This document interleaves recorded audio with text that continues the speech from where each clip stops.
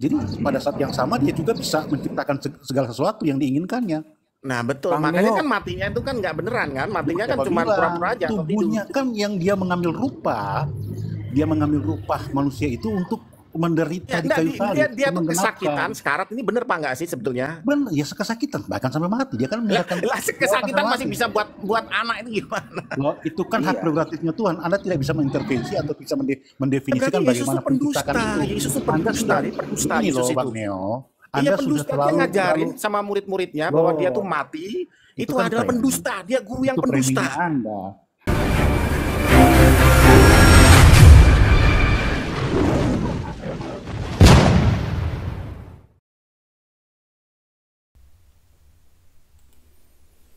Assalamualaikum warahmatullahi wabarakatuh.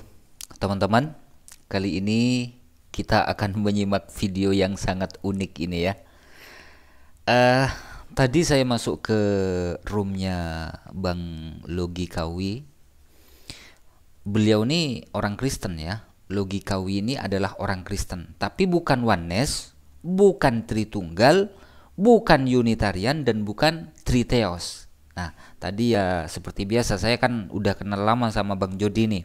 Neo Alpha ini namanya Bang Jody ya. Beliau nih meyakini Triteos, 3 Tuhan. Bapa Tuhan, Yesus Tuhan, Roh Kudus Tuhan. Jadi Triteos. Nah, ada lagi yang di sini Tritunggal. Ada lagi yang Tritunggal, ada lagi yang oneness. Pokoknya dalam satu ruangan ini ada 4 warna doktrin di dalam Kristen. Logikawi, bukan Tritunggal, bukan oneness. Ada yang Triteos, ada yang Tritunggal, dan ada yang oneness, teman-teman. Baik, kita langsung saja simak video selengkapnya. Dan perlu diingat teman-teman, kalau mereka menyebutkan kata Allah gitu, itu ya, mereka tidak merujuk kepada Allah Subhanahu wa taala yang kita sembah. Karena Allah yang kita sembah itu bukan manusia, tidak serupa dengan sesuatu apapun, tidak pernah menjadi manusia, dan bukan 3 pribadi satu hakikat, dan tidak pernah mati di kayu salib. Yuk kita simak videonya. Terus di Zakaria 14 ayat 1, Allah menciptakan roh manusia kan.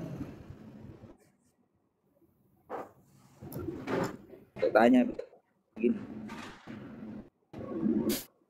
kalau Allah itu mati, bayi lahir, rohnya dari mana?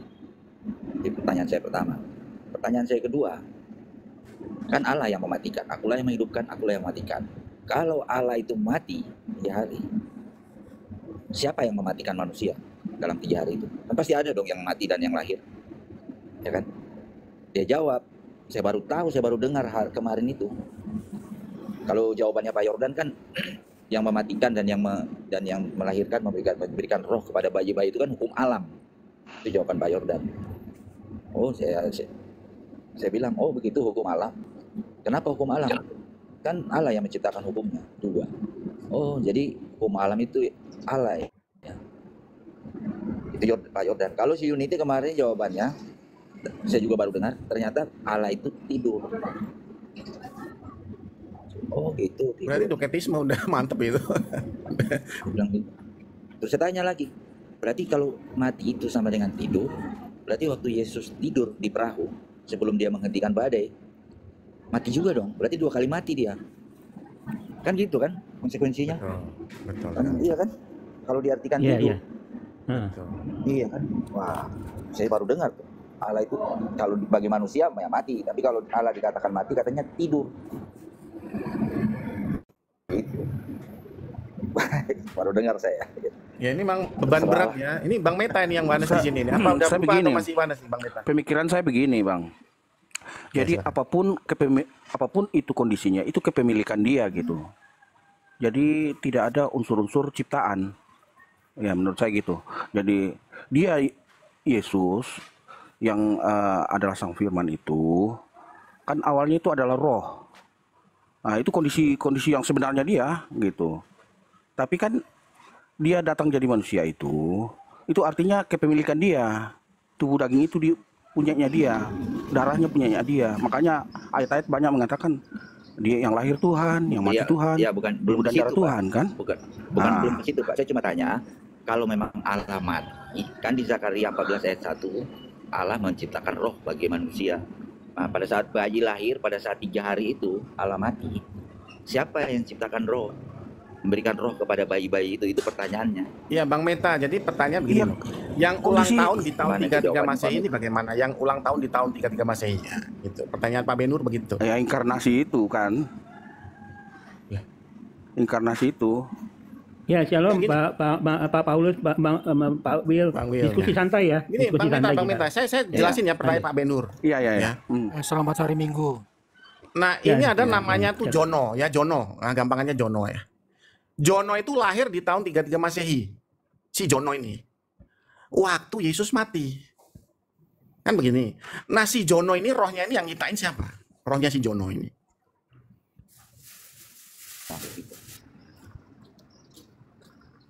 Gimana jawabannya?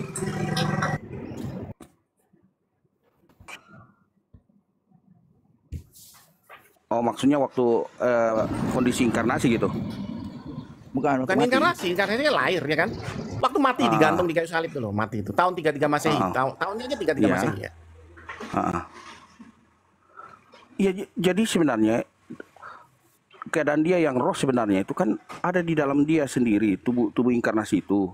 Sementara itu juga ada di luar yang inkarnasi yang berarti kan dia nggak mati beneran itu. Kan? Nggak mati beneran kan? Tubuh kan mati gitu.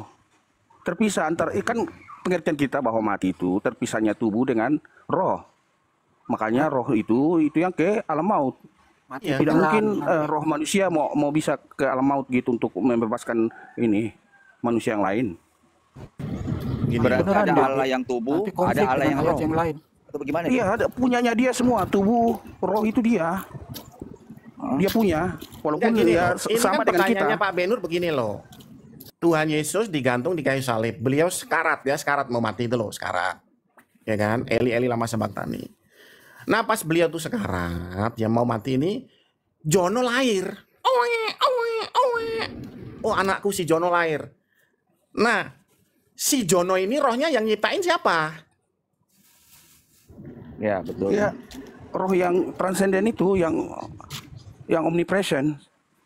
Mati jiwanya, berarti kan Yesus waktu di kayu salib ini matinya kan pura-pura, bener nggak? Nah, yang mati jiwanya, rohnya masih hidup. Itu kan yang kita tahu bahwa tubuh dengan mati itu kan terpisahnya tubuh dengan roh. Jadi tubuh dengan jiwa yang tinggalkan tubuhnya itu kan jiwa. Mati.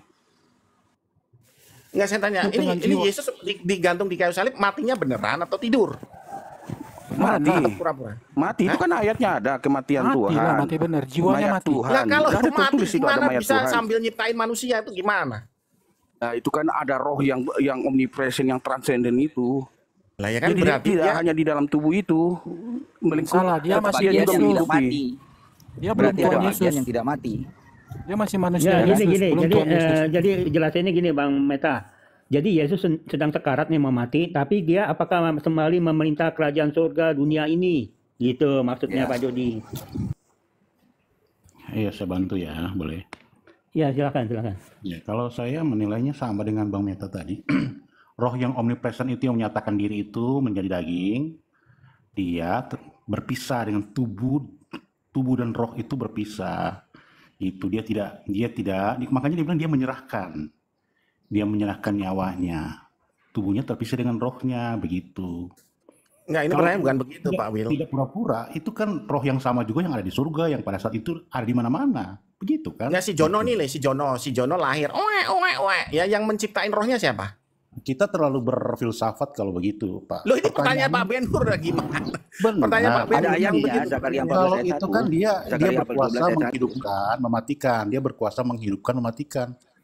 Jadi pada saat yang sama dia juga bisa menciptakan segala sesuatu yang diinginkannya. Nah, betul. Makanya kan matinya itu kan nggak beneran kan? Matinya kan cuma pura-pura aja. Tubuhnya kan yang dia mengambil rupa manusia itu untuk menderita di enggak, kayu salib, dia tuh menggenapkan. kesakitan sekarat ini bener Pak nggak sih sebetulnya? Benar, ya kesakitan bahkan sampai mati. Dia kan meninggalkan Lah kesakitan masih bisa buat anak itu gimana? loh, itu kan hak Iya. prerogatifnya Tuhan. Anda tidak bisa mengintervensi atau bisa mendefinisikan Berarti Yesus bagaimana tuh pendusta, pendustakan itu. Yesus tuh Anda pendusta, sudah dia pendusta ini Yesus loh, itu. Bang Neo. Iya Anda sudah pendusta, dia terlalu ngajarin sama murid-muridnya bahwa dia tuh loh, mati, itu kan adalah premi. pendusta, dia guru yang Itu preminya pendusta. Anda. Loh Kekuasaan Tuhan Anda tidak bisa definisikan seperti apa. Enggak gini loh, Itu kalau kecil. dia Shalom, shalom. Sun Gokong kan ngajarin bahwa dia itu Ya, guru Pak Neo. pura-pura Perlu mati. analogi terlalu jauh, Bro Neo. Pak Neo, Ya, Pak salam Neo, salam. monitor Pak Neo. Iya, shalom Pak. Pak, Terlalu gini dia kesimpulan Pak. kalau bilang Mana pura-pura kira-kira mati. lebih elegan Iya. Pak? Kita yang pendusta atau Tuhan yang pendusta Pak? Yang lebih Ya elegan. kalau Tuhan ya ngajarinnya seperti Sun Gokong ya enggak pendusta dia. Nggak, artinya kan Pak, ya narasi-narasi kita juga di dalam kita berdiskusi kan Pak. Saya rasa perlu juga diralat. Masa dari bibir kita sendiri kita berkata bahwa Tuhan kita pendusta. Ya karena gitu dia kan, Pak? ngajarin dia mati Ya, gitu loh. jawaban Pak Will kan seperti itu Pak. Sekarang kalau Iya, Bapak jadi- memang mampu memiliki dalil untuk membantahnya, silahkan gitu loh Pak Neo. Itu namanya orang Kan yang ini loh. elegan dalam berdiskusi Pak. Bukan Kan hanya Yesus bantah-bantahan itu, saja. Yesus itu kan mengajarkan bahwa dia itu mati kan begitu. Benar enggak? Ya, 1 Korintus 11 Berarti- ayat 26 itu kan jelas Pak. Tuhan Iya. itu mati. Yang mati apanya? Dagingnya, tubuhnya Iya, itu yang jadi- mati. Tetapi rohnya kan Pak tidak. Rohnya tetap Iya. berkuasa dan omnipresent. Nah, Jadi makanya tidak ada kalau kekosongan seperti kekuasaan itu, Pak. Roh itu nggak bisa mati, Pak. Iya, makanya jadi cara pemikiran Pak Neo kok udah jadi kayak bukan Kristen gitu dia Pak Neo. Ya kan? Apakah Bapak tidak yakin bahwa Tuhan kita Maha Kuasa Pak Neo?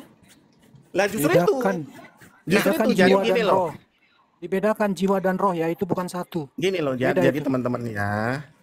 Di film Sun Gokong ya, Sun Gokong kan begitu juga. Ya kan? Sambil rohnya keluar, Ajian Rogo Sukmo kan dia bikin hujan, bikin awan gelap, kan ada filmnya itu. Itu jiwanya, bukan rohnya, Bang. ya.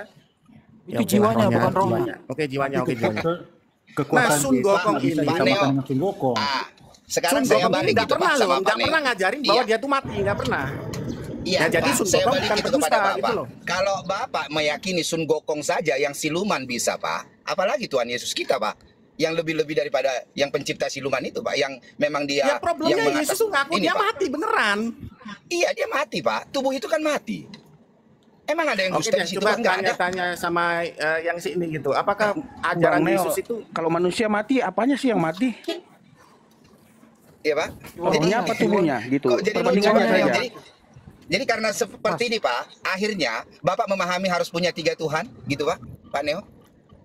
Karena ketidakmampuan Bapak untuk menganalisa bagaimana karya-karya Tuhan itu. Pak, ingat Tuhan kita standarnya Pak, Tuhan yang maha kuasa, maha besar dan maha segalanya. Ya Pak, bukan Tuhan yang terbatas seperti kita manusia. Jadi untuk memahami Tuhan Pak, ya, jangan memakai standar manusia Pak. Pakai standar Tuhan. Gitu loh Pak Neo. Lanjut teman-teman. Jadi yang kita pahami itu polanya seperti kita manusia. Kalau mati berarti tubuhnya itu yang mati, rohnya ya keluar. Roh tidak mungkin bisa mati gitu. Yang dimaksud tubuh mati apa tuh? Gimana? Jiwanya. Ya, sorry Bang tubuhnya Albi, saya turunin dulu sudah ya Bang tidak Albi. beraktivitas. Soalnya ada Kristen mau masuk. Ya, minta maaf ya Bang Albi ya. Soalnya Muslim. Iya, ya. Sorry ya Bang Albi. Iya, Atau saya tanya soalnya begini ada deh. Kristen mau masuk. Ya. Saya tanya Tambahkan satu ya. aja lagi yang Kalau pendek-pendek Pak aja. Benhur, Kalau Gikawi, Benhur, kalau original Gikawi teksnya tolong body, dibacakan Pak, original teksnya Galatia. body. Pak, Tolong original dibacakan teksnya Galatia body 3. atau daging? Saya belum bisa bukanya Bang Benhur, belum bisa. Ada yang bisa loh. Galatia 3. Ada tertulis di Galatia 13, orang yang tergantung di kayu salib terkutuk. Itu kan berbicara tentang Mesias. Iya, alegoris Pak. Kalimat Itu artinya begini Pak. Itu Gimana? orang yang digantung di kayu salib terkutuk dalam arti dia menanggung kutuk dosa. Kutuk kita kan sudah dikutuk, mati. Dialah yang menanggungnya. Makanya orang Dia yang mati. digantung Berarti orang yang digantung di Allah kayu salib, mati. Allah di situ bisa dikatakan juga terkutuk. Jadi Allah terkutuk. betul. Dia mengambil kutuk kita Iya. Pak. Ya Malah Pak terkutuk. Ben-Hur ini, saya rasa, Tidak ada masalah. saya pikir Karena Pak dia Ben-Hur ini menanggung kemarin. itu.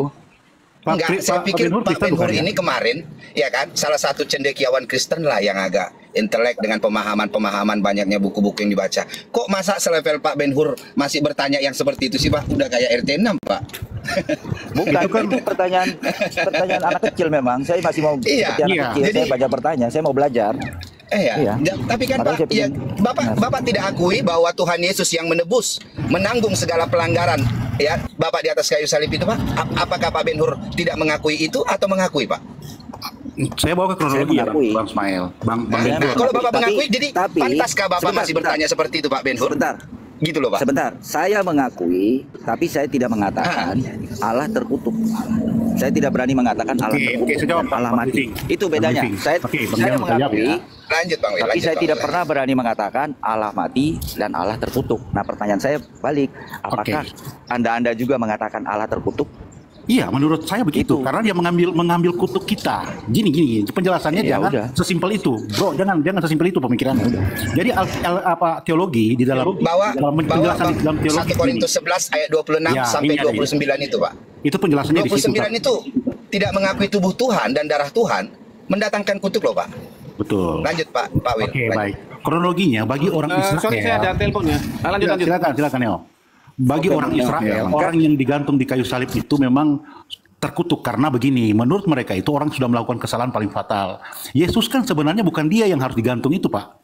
Barabas yang seharusnya digantung itu. Kalau Anda baca Alkitab ya. Saya udah paham, Pak. Oke, Makanya makanya saya katakan kalau- tadi saya mengakui. Tapi kita jangan mendefinisikan seperti itu, jangan Tapi- memframing seperti itu, bro. Jangan. Bukan. Saya mengakui dia menggantikan kita di atas kayu salib itu. Ya. Dosa-dosa kita lah yang ditanggungkan. Tapi Ya, saya tidak istilahnya mengatakan menanggung, bahwa kutuk lah. Yesus itu, Ya. saya tidak berani mengatakan Yesus yang adalah Allah itu terkutuk. Iya, Yang saya bagi bilang, orang loh, Israel, manusia bagi menanggung, orang menanggung. Israel dia Sebentar terkutuk, dulu. Pak. Karena digantung, toh. Saya belum selesai. Ya, saya belum selesai. Inilah Siap, bedanya siap. saya dengan Bapak. Bedanya saya dengan Pak Wil. Pak Wil saya udah tahu. Pak Wil mengatakan orang yang tergantung di kayu salib adalah terkutuk. Ya. Yesus menggantikan kita, menanggung dosa-dosa kita, sehingga Yesus bisa, Pak Wil mengatakan Allah terkutuk. Ya begitu kan? Benar kan? Untuk mendefinisikan terkutuk itu Benar kan nggak? karena dia mengambil kutuk itu bagi kita. Sebenarnya kita yang Iya, dikutuk. tadi kan tapi sudah bilang dia menanggung dosa, mengambil. Iya.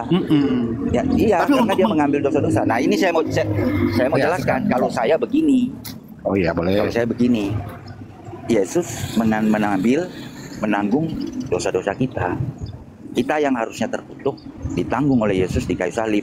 Tapi saya mengatakan dalam kemanusiaannya itulah dia menanggung dosa-dosa kita dalam kemanusiaannya, dalam kealahannya. Saya nggak mau mengatakan dia terkutuk, nggak ada ayatnya. Makanya di situ ditulis orang yang tergantung, orang bukan Allah yang Tapi- terkutuk. Oh iya, memang kalau Gitu. secara pribadi atau secara moral Yesus Kristus tidak terkutuk. Tetapi kan Yesus ini kan dijadikan terkutuk Iya. oleh dosa-dosa kita. Jadi dia dengan secara sukarela menanggung kutukan sebagai bagian pengorbanannya Paham. untuk menebus Paham. dosa-dosa manusia. Paham. Gitu. Tapi saya bilang dalam keadaan dia mengambil kodrat kemanusiaannya itulah. Makanya di ayat-ayat seperti Ibrani, Kristus yang disempurnakan. Saya nggak mengatakan Allah itu disempurnakan. Kan ada ayatnya. Iya, jadi yang dimaksud Yang terkutuk disempurnakan ini, adalah dia dalam Pak keadaannya Ben-Hur. sebagai manusia. Iya. Pak Ben-Hur, Iya, mungkin dalam narasinya ini dirubah. dalam untuk menunjukkan bahwa kedalaman pengorbanannya dan kasihnya yang besar lah begitu. Sedikit ya, Pak Ben-Hur, mungkin narasinya dirubah, bukan mengambil kodrat, mengambil rupa. Kalau kodrat, Pak, Anda tidak bisa keluar dari kodrat manusia. Yesus kalau dia kodrat manusia, itu tidak bisa kemudian bisa mengampuni dosa kita atau menyelamatkan kita atau menebus kita. Karena kodrat manusia itu, Pak, mati. Kodrat dengan natur itu Dia mati. Kan dia kan ada 3 ayat. Filipi Iya, tapi- dalam keadaan sebagai manusia dia ya, taat tapi akan mati mengambil di kayu rupa salib. itu paling cocok karena Gitu loh. Alkitabiah. Jangan mengambil natur, Pak. Natur nggak ada di Alkitab, Pak. Ya, pisis. Ada natur pisis di Alkitab. Kata-kata Tapi kodrat ilahi. untuk Ada di Petrus. penebusan sendiri, untuk penebusan sendiri dia mengambil rupa.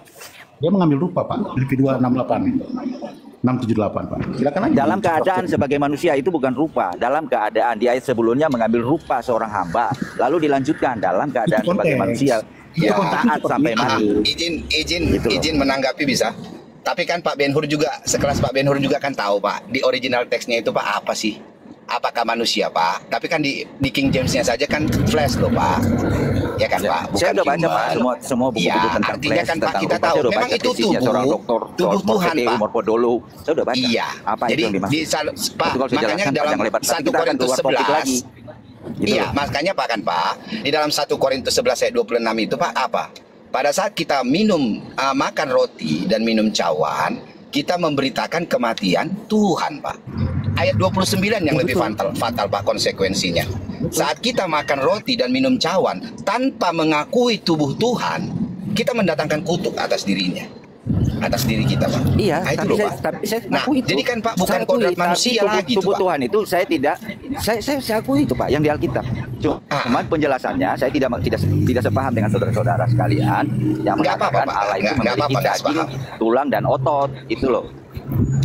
Itu tidak Gitu sepaham ya. bahwa Allah dalam hakikatnya tubuh, daging, tulangnya dan otot darahnya itu dibawa dari surga. Itu yang saya nggak sepakat. Dalam Itu Yohanes bedanya. 8 ayat 23 Pak, apa dikatakan Pak? Ya, aku berasal dari atas. Bukan rohnya aja Pak. Kalau rohnya aja kan Ya, dia rohku sang berasal firman. dari atas. Aku, Dia sang firman. Tuhan Yesus berkata Pak. Aku itu Jadi secara pribadi. Ada Kecuali dia kata bilang menjadi di dagingku situ. berasal dari surga. iya, Nah, kecuali dia Kalau bilang ada kata dagingku, menjadi itu manusiaku dari surga. dalam bentuk yang lain kalau arti kata menjadi itu. Jadi artinya di memang dalam Filipi 2 itu iya, Bang. kan ada Dalam kata Filipi 2 menjadi. itu ya. Kalau Iya. menjadi itu kan dari jadi itu. Iya, makanya jadi di dalam ini kan kita harus memahami, saya rasa kan menjadi sebenarnya kekristenan kita ini kan cukup sederhana dan simple untuk kita pahami jika kita memang tidak diselimuti doktrin terlebih dahulu, mengenal Tuhan dengan cara memang pure kebenaran firman Tuhan itu. Tidak akan pernah kan firman Tuhan Balik lagi, bertentangan Pak. antara Saya percaya nggak bahwa Yesus itu manusia sejati? Kalau saya tidak. Sorry, kalau saya Oh, tidak. udah salah Gini itu, ya. Pak. Sudah Ini salah. ya, saya hargai teman-teman. Kayak siapa si Unity kemarin tuh bilang kalau dari sisi Allah itu ya bukan mati, tapi tidur. Itu kata Unity loh. Kemarin tuh tidur kata beliau. Itu pandangannya, pemahamannya. Oh gitu. Oke. Nah, pertanyaan saya selanjutnya. Tadi kan dikatakan tubuhnya mati. Itu yang saya tanya. Maksudnya gimana tubuhnya mati? Ya, tubuh kalau saya Pak tetap beranggapan karena memang itu firman Tuhan Pak. Ya memang Tuhan itu mati, tubuh Tuhan kita itu mati Pak. Karena terpisahnya antara tubuh itu dengan rohnya yang maha besar itu Pak. Ya, itu tetap tubuh Tuhan lah yang menebus kita. Darah Tuhan lah yang dicurahkan untuk menebus kita. Bukan darah manusia. Ya, karena Tuhan kita juga bukan bersumber dari tanah. Enggak, dia bersumber dari sorga. Dalam Yohanes 8 ayat 23 Tuhan Yesus jelas berkata demikian Pak. Itu perkataan Tuhan Yesus kita. Jadi dalam 1 Korintus 11 ayat 26 itu juga jelas. 1 Korintus 11 ayat 29 itu Pak. Saya sungguh sangat takut akan hal itu. Jadi saya memang mengakui bahwa yang itu kita memang mengakui bahwa yang menebus kita bukan dengan barang fana. Makanya Tuhan Yesus berkata, tubuhku benar-benar makanan. Tubuh manusia bukan makanan. Tapi tubuh Tuhan itu memang benar-benar makanan dan darahku benar-benar minuman. Itu kata Tuhan Yesus. Ya, tubuhnya Oke, mati. itu dari Bisa saya, kan Pak. saya katakan, bisa kan dikatakan tubuhnya binasa nggak? Enggak, tubuh Tuhan itu mana binasa Pak? Faktanya kan tidak binasa tubuh Tuhan itu Pak. Iya kan? 3 hari dia di sebentar, alam maut itu Pak tidak sebentar, membusuk Bang sedikit pun. Liping. Sebentar, Bang Iya, Pak. mencerdaskan. Aktif apa enggak Bang mencerdaskan? Aku jauh nih ini. Kalau lagi Gituin aja. parkun. Itu Iya, saya ganti dulu yang lainnya. Bang mencerdaskan biar diskusi jalan. Iya, iya. Sorry ya Bang mencerdaskan, saya ganti dulu ya. Bang Logikawi, kita itu berbeda boleh, tidak masalah. Iya, diskusi santai ya. Tergantung iman masing-masing kok. Kalau saya percaya di Tuhan, di surga hanya satu Tuhan, kenapa saya harus paksakan ke teman-teman? Iya kan? Tapi kita punya dalil untuk berargumen kan gitu. Kalau Yesus bukan manusia sejati, dia tidak bisa dikatakan mengambil rupa seorang hamba. Seperti mengambil rupa itu bukan menjadi Pak, menjadi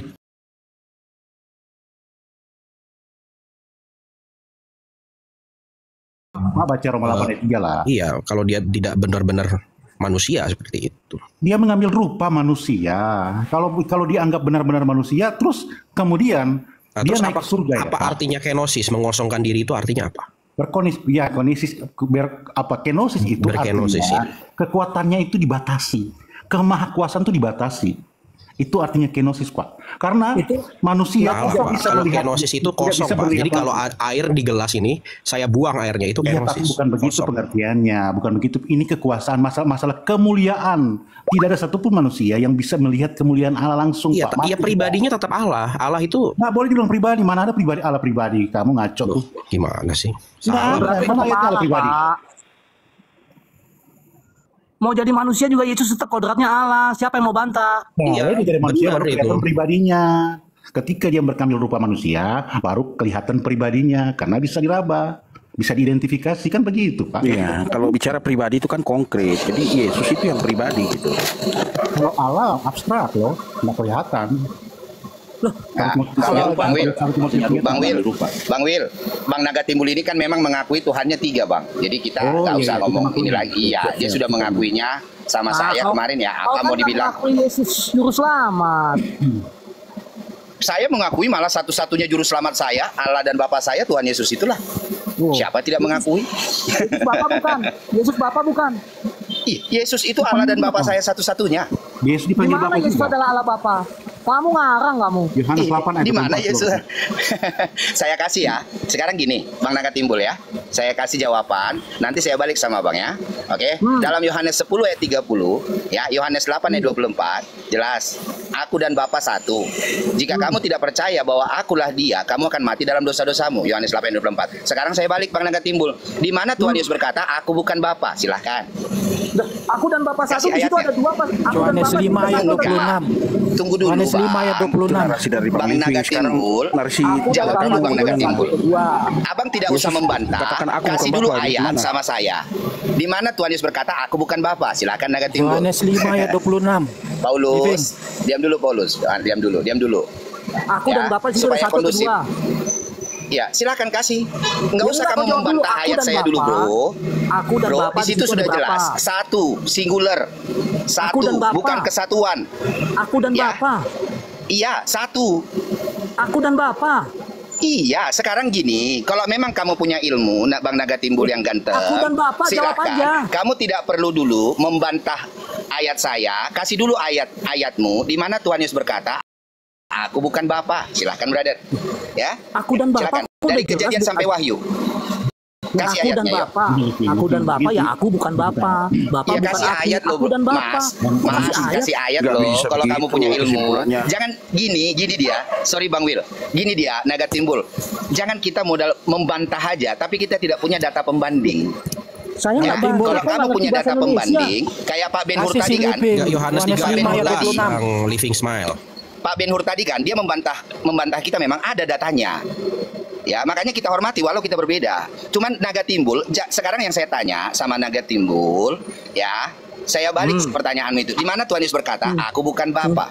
Silahkan. Iya, Yohanes 5. Loh, memang Yesus bukan Bapa. Yesus memang bukan Bapak. Bapak punya hidupnya sendiri. Yohanes, Anak punya Bang hidupnya sendiri. Bizantin, izin ya Bang. Ya, bentar ya Bang ya. Silakan Yohanes 5 ayat berapa Ini Naga? bukan anak-anak Tuhan Yohanes Yesus. 5 ayat 26. Silakan 26. Bang Naga. Silakan apa? Kau ayatnya Bang? baca sendiri. Apa ayat? Iya, Anda bawa ayat tapi nggak tahu ayat itu apa isinya gitu. Kau baca sendiri. Kau punya kitab nggak? Yang punya ayat kamu, kenapa kau suruh baca orang lain? Kan nggak lucu, Pak. Sorry ya. Iya. Tolonglah Bang Naga Timbul agak smart dikit lah bro. Ya. Kau yang Mas, otakmu jadi nggak smart. gini Naga, maksudnya kan, kamu kan kau kasih tahu ini kan karena dikasih tahu Paulus, ya, atau Bang Bizantin. Cuman kau nggak tahu isi ayat itu apa, makanya Yohanes 5 ayat 26. Tapi nggak tahu isinya apa, kan kau. Ya nggak tahu kau kok. Makanya apa isi ayatnya, brother? Final, Bang Living. Sudah final, sudah nggak usah. Apa isi ayatnya Bang Naga Timbul? Di Silakan situ Pak. Bapak punya hidup sendiri, anak punya hidup sendiri. Nah, Apa kau Oke, bilang? salahnya apa? Kesimpulannya. iya. Emang kenapa kalau Bapak punya hidup sendiri, anak punya hidup sendiri? Iya jelas itu Artinya pribadi Tapi itulah sendiri. ayatnya ya. Itulah ayatnya ya Bang Naga Timbul ya. Izin, Pak. Oke, itulah ayatnya, nggak apa-apa. Ya, Itu itu Bang Living Smile. artinya kan Memang itu itulah bukan ayatnya yang kamu pahami bahwa Tuhan Yesus bukan Bapa gitu ya, Bang Naga Timbul ya. Lah memang iya kok, Alkitab yang bilang. Oke, Saya boleh mantap. tambahkan. Ini keren. Oke.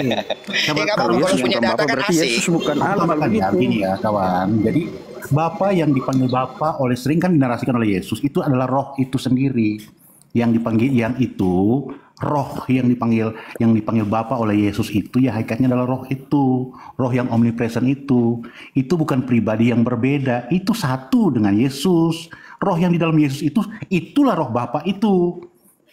Iya, Itu Pak. Salah. Itulah roh Bapa itu. Makanya sama satu roh saja juga di cuma surga. terbagi di dalam 3 pribadi begitu. Kalau Tidak gitu ada kita tiga Bapak pribadi dong. itu kan namanya doktrin, Pak. Jadi kita jadi Bapak ini sekarang, Bapak. Bapak itu panggilan, itu generic name atau proper name atau predikat. Itu Masa panggilan kita jadi kepada Bapak? Yesus. Sesatlah. Sesat dari mana? Apakah ada ajaran sesat yang mengakui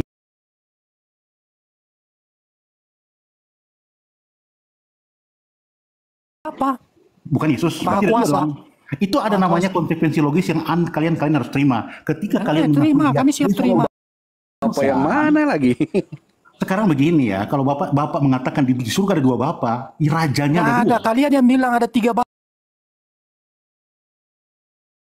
Bapak Ya itu kalian hanya bilang predikat, Pak. Yesus Hanya Bapak, Roh Kudus Bapak. Jadi kalian bilang 3 Bapak di surga itu itu. kan premismu, kawan. Smart dikit.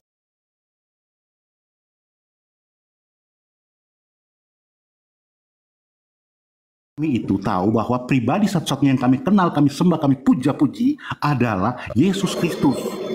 Dia itu Manusia pun hakikatnya Allah. bukan hakikatnya debutana. Bapak ini belajar dari mana? Nggak ada setelah penebusan. Nggak ada setelah penebusan. Hakikatnya ciptaan. Setelah penebusan kita itu hakikatnya Allah. Sembarangan ngomong. Makanya kita disebut anak Allah. Jadi Bang Paulus, Hakikat itu hanya 2, Abang ciptaan udah atau pencipta. Kalau bicara hakikat, kita ini pun hakikatnya disebut anak Allah. Kita jadi Allah. Sekarang pertanyaannya, kamu tahu nggak definisi hakikat? Enggak, oneness itu sudah Nggak usah dinyatakan kau salah di bawa tahu konsil ya Nikea. hakikat. Definisi terminologi hakikat tahu nggak? Kau tahu nggak? Kau tahu Kamu bisa nggak jawab, hakikat kamu itu jawab apa? dong. Ayo, smart dikit. Hakikat itu tujuan.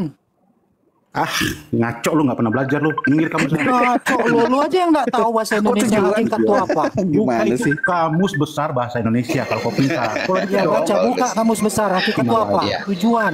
tujuan. Jadi Bang Will, Bang Paulus ini kan Bang Will, Bang Iya, Paulus iya, ini banyak Bang bacain memahami dulu. Bang, Habibie. Bang Meta, teman-teman, Bang Paulus ini memahami beda firman Tuhan dengan firman Allah.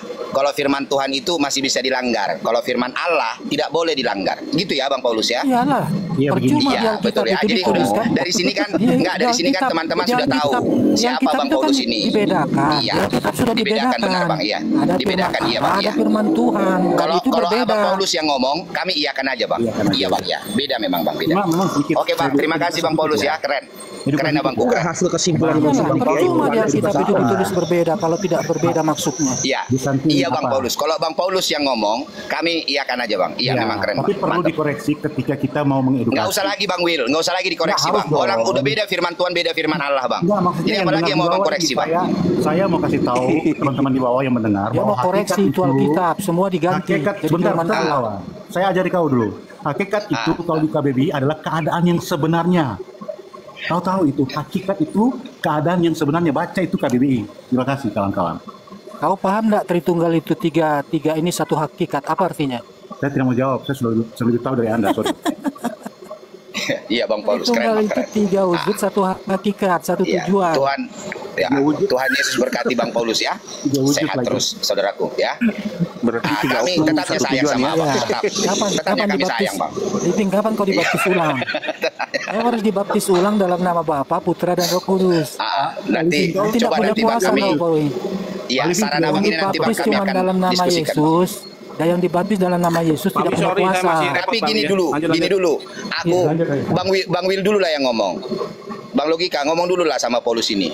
Apa bedanya? Coba abang harus belajar dulu juga dari Bang Paulus ini Bang. Tidak. Beda firman Tuhan, Jadi, beda firman Allah Bang. Ismail, saya mau tanya. Jadi Bang iya gimana lanjut? Apa yang dimaksud dengan 3 wujud satu hakikat? Aku nggak ngerti. Karena tres persona una substansi itu berbicara bukan itu, Pak.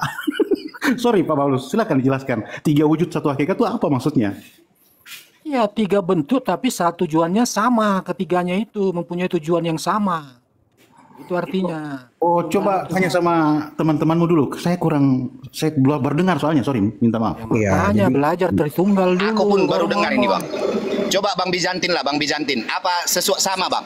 Abang sepakat dengan Bang Paulus ini Bang Bizantin, yang Tritunggal juga. Silakan Bang Bijantin. Ya, saya Tritunggal ya, Bro Naga Timbul juga Tritunggal. Coba ulangin juga gimana, Paulus?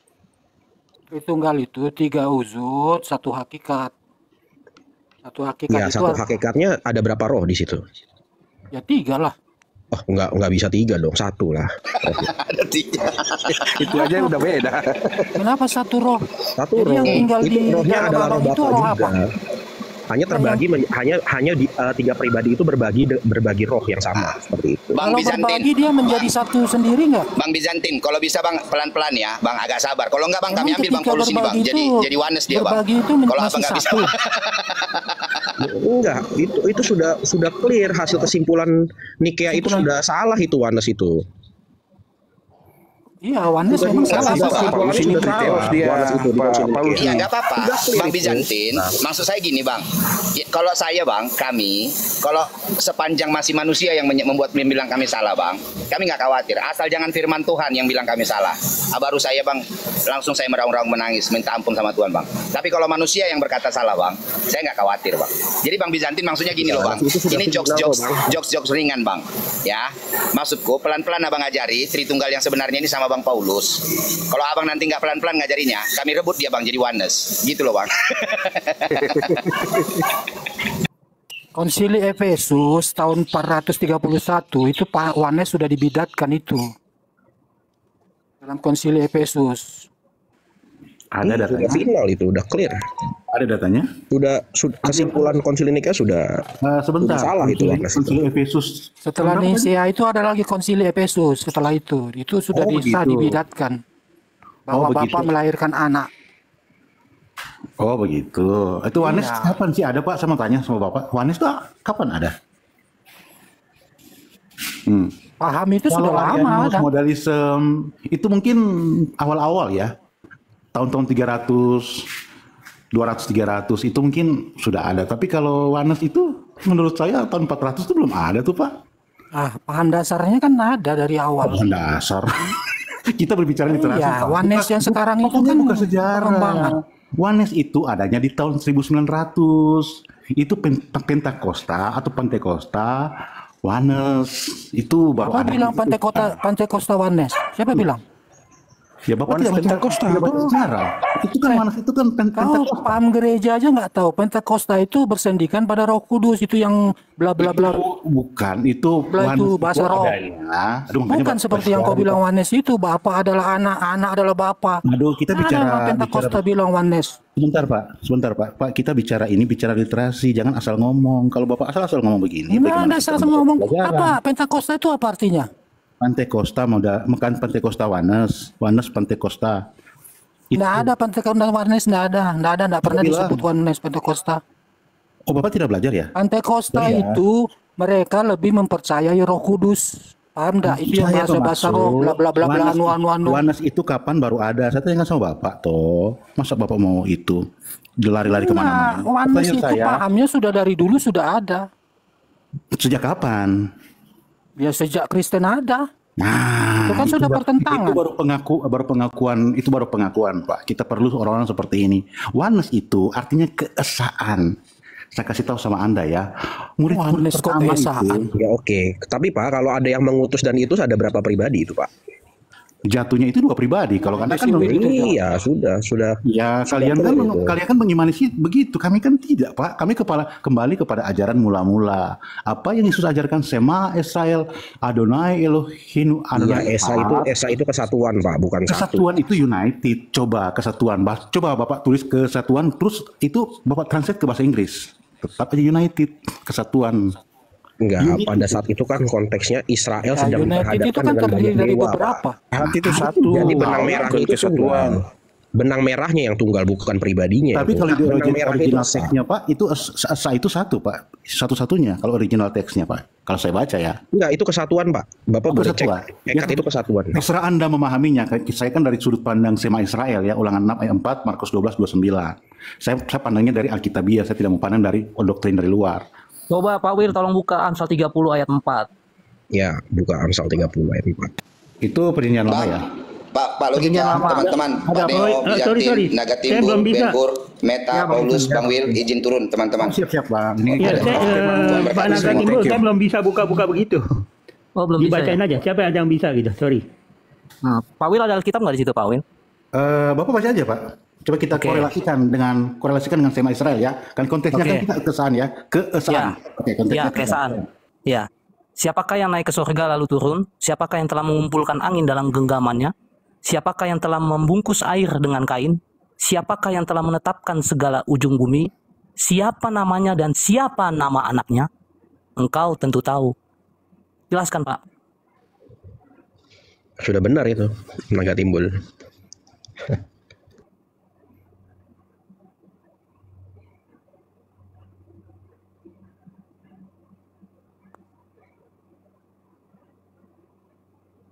Orang setan pun tahu kok bahwa dia anak Allah, kok dibilang dia Allah. Udah salah itu. Coba menurut Pak Wil siapa namanya dan siapa nama anaknya? Di situ ada berapa di situ, Pak? Nah, di situ ada Ya, nama anaknya itu anaknya, ingat Yesus Pak Wil lah. ya. Udah jelas itu anaknya Yesus, bapaknya Bapa. Dan setan aja sendiri sudah tahu bahwa Yesus itu anak, bukan Bapa. Makanya dia berani mencobai. Kalau enggak, mana berani iblis mencobai Bapa. Kalau enggak disenggak langsung. Ada berani iblis mencobai Bapa.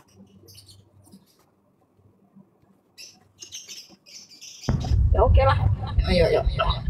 Silakan Pak Wil jelaskan. Jadi intinya ada bapak, ada anak ya, Pak Wil ya. Atau mungkin ada yang mau bantuin Pak Wil, Pak Meta mungkin? Ya memang ayatnya dari sananya begitu, udah nggak bisa.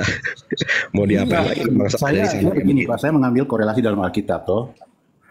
Ini loh, sebab akulah Allahmu yang Maha Kudus, Allah Israel, juru selamatmu. Akulah, kalau kita baca di dalam ILT 3, akulah Yahweh Elohimmu, yang Maha Kudus, Elohim Israel, juru selamatmu. Aku menebus engkau dengan Mesir dan memberikan Ethiopia dan Seba sebagai gantimu. Ini ayat Alkitab ya. Jadi kalau terkait dengan Sema Israel tadi, saya tidak menemukan di sana itu, di Amsal itu korelasinya. Sorry, kawan. Jadi nggak bisa menjelaskan siapa namanya dan siapa Sudah, nama berarti anaknya. memang nggak bisa dibantah, bro. Kalau Allah itu kan namanya Allah Elohim, orang Israel itu namanya YHWH, 4 huruf. Siapa namanya dan siapa anaknya? Menurut Bapak gimana nih ayat Alkitab Kalau ini anak bilang itu begini? dinyatakan, kalau anak itu dinyatakan ketika Yesus mau dilahirkan oleh Maria dan Yusuf, oleh Maria. Oke, Datang siapa ke namanya nih? Gabriel. Ada berapa nih? Di sini Yesus ada berapa Kristus, Pak? di satu sini? nama, di dalam satu nama. Karena ya Filipi 4 ayat 10, 11, Enggak, di Amsal 12. 30 dulu Pak. Kita bicara Amsal 30, jangan Amsal 30 melompat. siapa Saya mau namanya? tanya, Coba. siapa namanya dan siapa nama anaknya ini ada satu atau dua pribadi? Satu.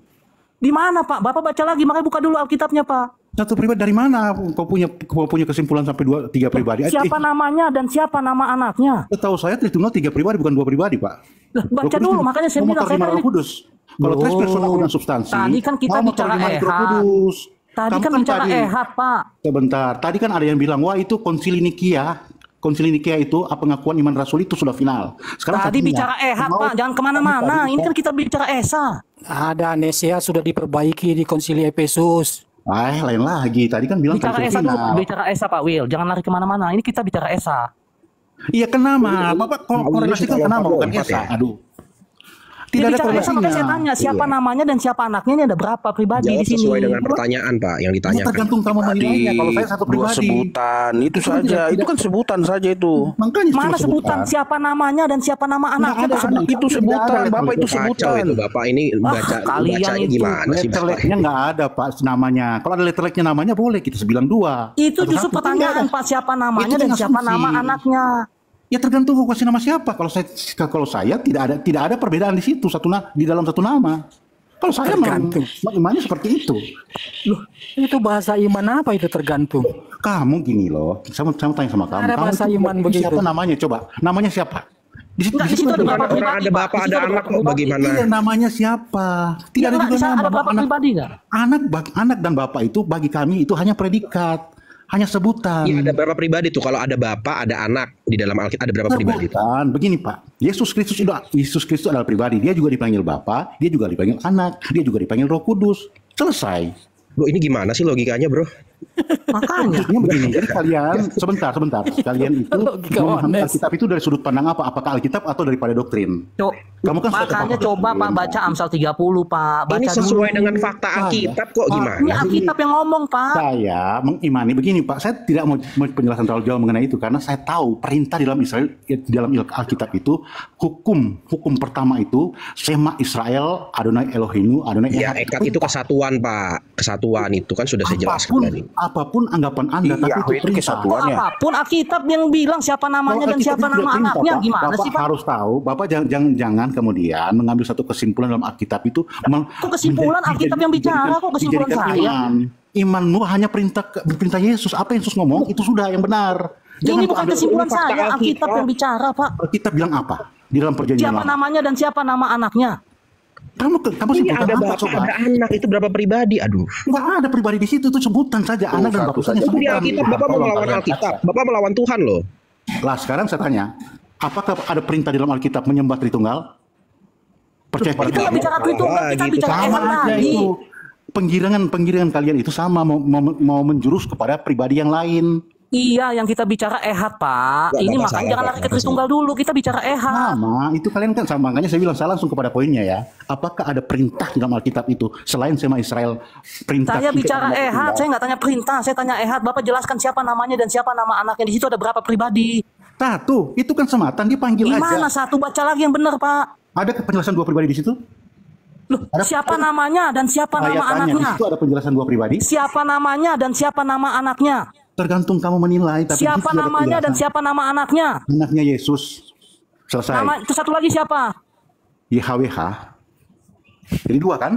Maunya kan begitu. Ada Maunya kamu kan? YHWH itu buatan saksi Yahova itu. Makanya dengan begini fakta loh. Alkitab Pak. Konsekuensi Itu logis Yesus dari sendiri. Anda memaksakan mencomot-comot ayat YHWH itu saksi Yahova punya, Kalian sebetulnya pribadinya nggak itu ada. Yesus. Kalian ini kan para penganut Ada anak, Itu sebutan dia saja, itu bapak berapa maupun pribadi anak. Pak? memaksakan Ini fakta dalam Alkitab Alkitab. loh. Yang satu pribadi itu sebutannya bapak maupun anak sesuai penyataannya dia. Nggak, mereka paksa bro Gogo kalau itu di situ ada pribadi, padahal nggak ada sebutan pribadi juga di situ. Saya nggak maksa Pribadi yang Pak. lain. Itu namanya kita sudah politeisme itu. Kok politeisme? Kalian anggap politeisme? Iya Boleh nggak politis lah dikit itu. aja, nggak lama-lama. Berapa Aku pribadi tidak itu mengakui politeisme? keesaan Boleh berarti nggak aku politis nanya? dong. Aduh Bapak ini Bapak Will tanya atau bagaimana? Pak Meta. Silakan. Pak Logikawi bisa digede-gedein Pak Logikawi. Ya, itu. Ya, saya mau nanya ini Pak. Pak Will atau Pak Meta ini Silakan. percaya daging Kristus dari Tuhan dari surga ya? Iya. Saya percaya. Gitu ya? Oke. Iya. Percaya ya? Oke. Iya. Bapak kenal ini nggak? David K. Bernard. Ya, saya kalau nama. literasi tidak mendukung Nggak pernyataan kenal. Yesus Kristus satu, nggak kenal Pak. Kita cuma ketahui Oh, apa yang Yesus jadi saya katakan. kasih tahu aja ya. Ya, David K. Bernard Kita tadi sesuai Alkitab disebut- saja. Bukan kita Pak, jangan ambil dari Nanti luar. sebentar. Sebentar, David K. Bernard adalah pendiri Oneness Pentakostalisme Church of International. Dia adalah seorang teolog Oneness yang sangat dihormati ya. Saya kasih lihat ininya ya, blognya ya. UPCI. United ini denominasi Oneness Pentakostal terbesar di dunia, terbesar di Amerika. Ya ini UPCI. Saya punya 2 bukunya beliau karena kan saya belajar juga orang Oneness. Ini ya. Ini ada blog. Terus maksud Anda apa? Ini UPCI ini. Iya, maksud Anda apa dengan kami di sini? United Pentecostal Org. Iya. Lanjut aja Pak, Ya. pada poinnya, poin aja langsung. Iya. Dalam 2 bukunya David K. Bernard, ya, Oneness and the Trinity. Dia mengatakan di sini, the Son of God. Ini dia kasih perbedaan antara Oneness dan Trinitarian. Dia adalah, ingat ya, dia seorang teolog yang dihormati, seorang pendiri UPCI tadi websitenya itu, David K. Bernard, doktor. Dia mengatakan gini, the Son of God was begotten after the flesh. Ya, anak Allah itu dilahirkan menjadi daging, not from eternity. Jadi menurut David K. Bernard, kedagingan anak Allah itu tidak berasal dari kekekalan. Itu. Kemudian kita lihat lagi. Ini bukunya yang pertama ya. Oneness and the Trinity. Bisa di-download. Ini bukunya yang kedua. one God. Dalam bukunya kedua, one God. Dia berkata begini. Makanya saya pakai kodrat, karena di sini dia tulis juga. It is apparent that Jesus was human in will, mind, spirit, soul, and body. Pak Benur salah sasaran nih kayaknya. Enggak, sebentar. Dia tadi bilang jangan kodrat. Dia bilang, makanya saya bilang bedanya. Jadi ternyata oneness-nya ada beda-beda juga. Ada beda-beda. Oh, mereka nah, itu ditentang oleh David K. Bernard. Oneness-nya, dia bilang ada two nature in his earthly life. Nah, itu yang internasional tuh Pak Benur. Yang internasional, David K. Bernard. Ini bukunya nih. Pentecostal Theology, The Oneness of God. Pak Benur, di TikTok ini, yang paling internasional itu cuma Gabriel itu loh. Yang lain paketisme semua. Bang Neo, sebentar ya. Dia kan kasih itu. Dia kan tujuannya, yang penting tujuannya untuk tidak mengstigma ya. Karena kami kan selama ini distigma dengan oneness.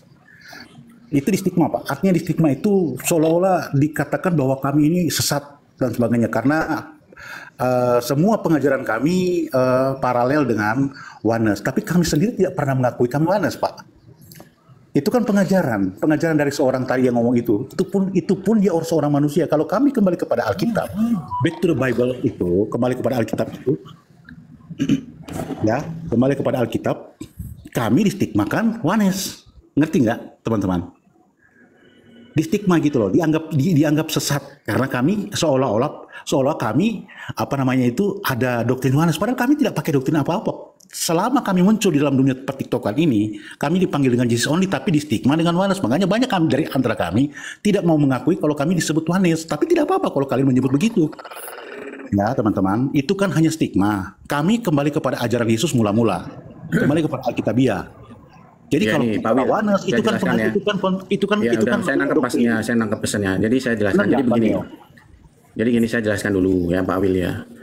Jadi Rasul Yohanes itu di dalam 2 Yohanes 1 ayat 7 itu juga memberikan suatu framing ya, atau stigma.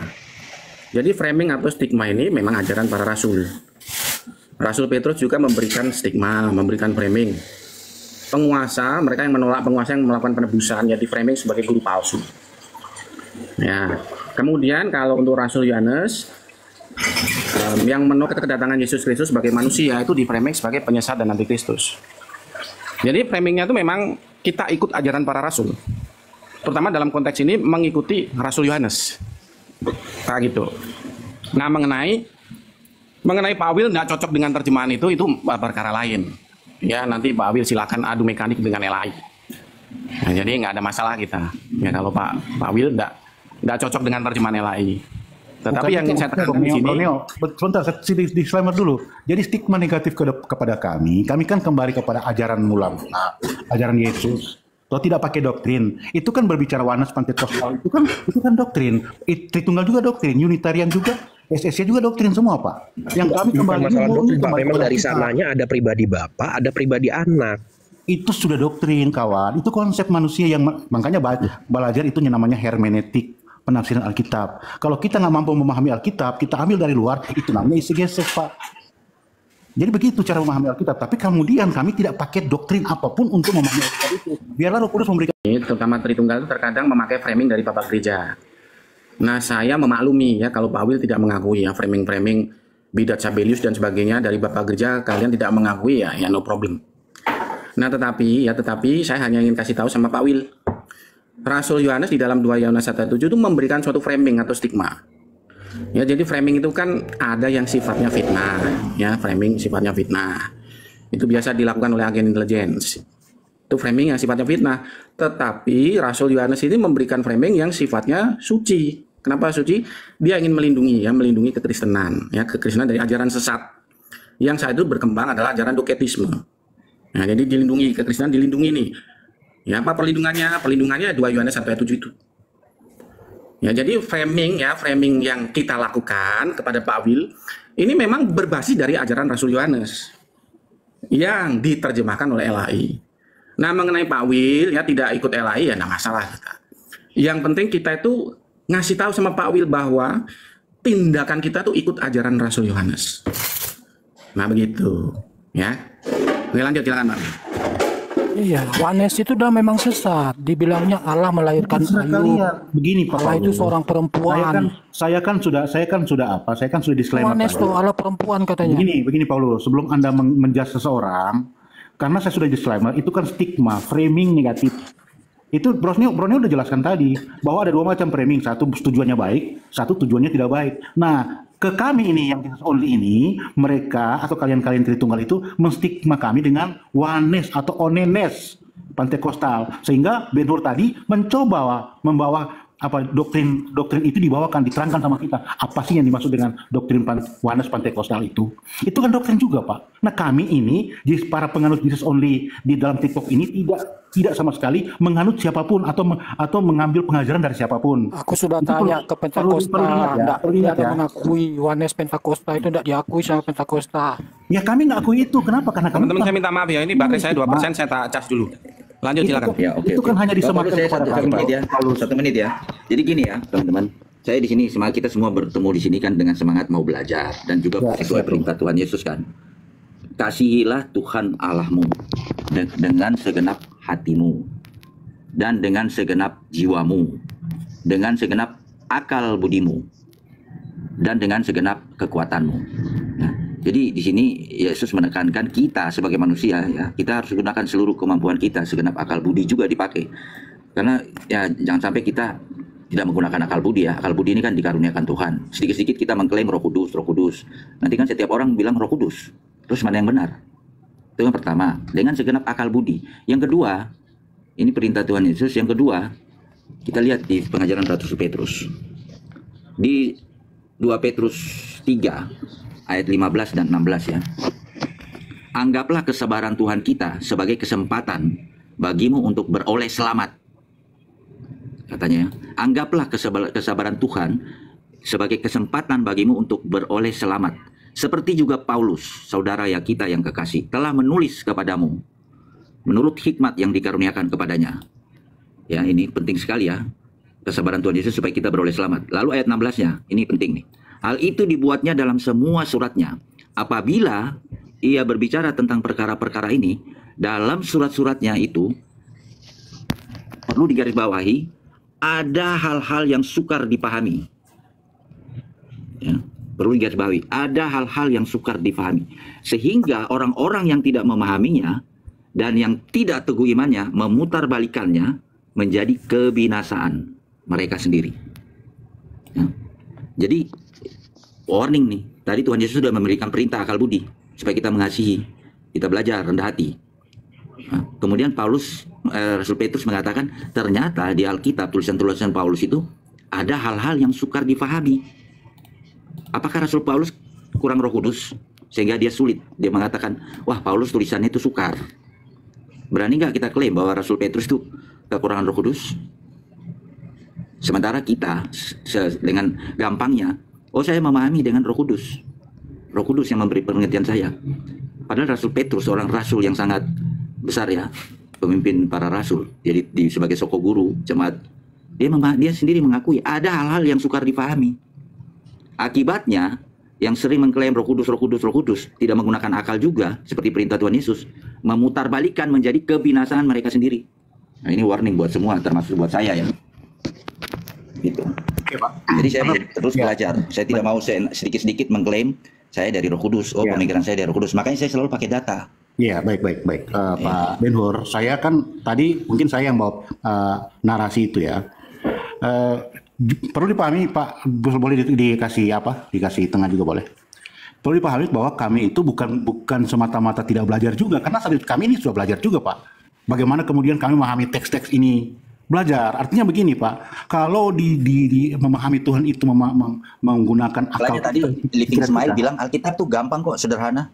Iya, tapi bagi dia. Tapi kan yang membawakan narasi Roh Kudus kan saya. Benar nggak?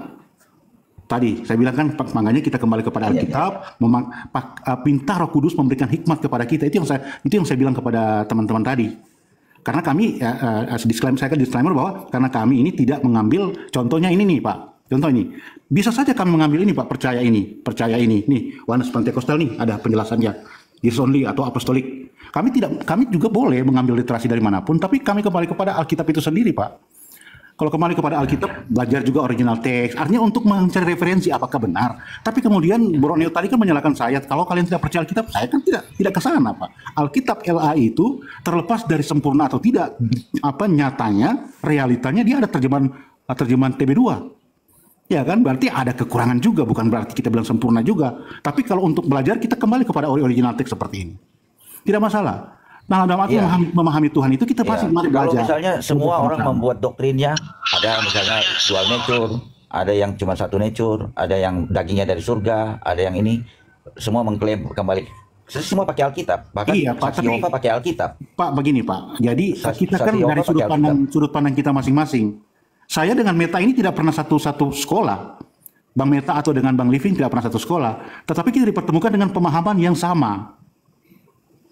Bukan berarti kami pakai doktrin itu untuk membenarkan apa yang kami pahami.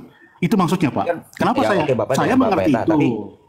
Tapi misalnya dengan Gabriel kan memahami bahwa Allah itu Yesus Kristus memiliki dual nature. Banyak juga tadi David K. Bernard juga mengatakan dual nature. Ya nggak masalah buat teman-teman yang memahami itu, Pak. Bagi saya sih. Ya makanya saya bilang mana yang benar yang harus dilakukan. Jadi maksud saya ini bukan menghakimi ya, tapi inilah bedanya kita, perbedaan kita. Dalam hal begini, Pak. Dalam hal begini, perbedaan kita. Kalau kami, ini kan kami semua yang Tritunggal ini naik ini kan tidak membawa gereja, kita membawa pribadi masing-masing kan. Sama-sama, kita juga sama. Ya, kita membawa pribadi masing-masing. Nah, kalau misalnya ada perbedaan, ada begitu, kami memiliki otoritas. Nah, otoritas salah satunya, tentu otoritas paling tinggi adalah Alkitab. Tapi kan pada kenyataannya, seperti Rasul Petrus tadi mengatakan, ada hal-hal yang sukar difahami. Kita harus akui itu tertulis di Alkitab. Tulisan-tulisan Paulus itu ada hal-hal yang sukar dipahami. Sehingga kan kalau terjadi perbedaan dalam pandangan, nah kalau kami misalnya sama-sama menggunakan kitab suci, nah kalau kami sih itu dari gereja. Oke. Makanya pada zaman dulu itu terjadi konsili-konsili, berkumpullah para uskup-uskup itu untuk ini Arius berpandangan seperti ini. Apakah Arius benar? Nah, berkumpul sehingga disatukanlah semua. Kalau nggak ada Bapak Gereja zaman itu, mungkin hari ini kita semua jadi Arius, jadi Saksi Yehova. Sejarah mengatakan Arius 2 kali hampir menguasai gereja. Yang mungkin banyak Saksi Yehova hari ini mayoritas mereka. Karena mereka juga Arius itu kan seorang uskup. Bukan kaleng-kaleng. Dia orang uskup yang belajar, tapi dia memiliki pemahaman yang berbeda. Kalau semua mengeluarkan pemikirannya dan terus semua diterima, hari ini mungkin kita jadi Saksi Yehova hari ini semua. Itu bisa sejarah loh. Tapi kan kalau kita tentu kepada pribadi masing-masing dulu, tanggung jawab sebagai pribadi kita mempelajari Alkitab. Tapi kalau seandainya ada, ini kan kita bicara bukan bicara untung rugi dalam bisnis, dalam hal-hal yang kita ini kan bicara yang kita pertaruhkan kan keselamatan jiwa. Masa keselamatan jiwa saya harus main-main? Nah, jadi saya serius mengenai ini. Jadi makanya saya banyak baca, banyak bertanya, banyak mencari tahu, cross check ini dan itu dan seterusnya. Apakah udah benar pemahaman saya ini? 1 orang, 2 orang, sampai saya tanya terus datanya yang mana. Nah, karena kan banyak buktinya kalau di TikTok ini kan banyak sekali beda-beda pendapat. Nah itu, pertama tentu saya balik ke gereja dulu sama Tuhan, terus ada katekisasi, dokumen katekismus, apa sih? Ini katekismus mengatakan mengenai apa itu Yesus sebagai sang perantara, maksudnya apa, dasar-dasar Alkitabnya mana, kan ada itu semua. Baru saya memahami sendiri, mencoba memahami sendiri ya dengan pemahaman sendiri. Tapi karena ini bukan hal yang main-main, saya tidak mencoba membangun doktrin saya sendiri, dan saya mengklaim bahwa saya mendapat karunia Roh Kudus. Artinya ya untuk mendapatkan pencerahan Roh Kudus kan kita harus usaha dulu dong. Kan nggak tiba-tiba saya baca Alkitab, tiba-tiba Roh Kudus menerangi pikiran saya. Cara Roh Kudus kan nggak seperti itu. Roh Kudus kan bekerja dengan tertib. Pertama kita harus dengar-dengaran. Misalnya Lydia itu dia mendengar dulu, dia mendengar firman Tuhan, baru di situ Allah membuka pikiran dia. Tapi tiba-tiba kalau kita baca tanpa kita taat, kita tanpa mendengar, belajar langsung dibukakan, itu nggak terjadi. Contoh dua murid Emmaus yang berjalan ke Emmaus itu, sepanjang perjalanan mereka berdiskusi, berdebat tentang Alkitab. Nah, baru setelah itu Yesus melihat usaha mereka, maka Yesus berkata, maka Yesus membuka pikiran mereka sehingga mereka mengerti kitab suci. Gitu. Tapi ada niat tulus dulu dalam hati yang terbuka untuk bagaimana kita mengenal Dia dengan benar melalui kitab sucinya. Iya, oke, baik Pak Ben Hur.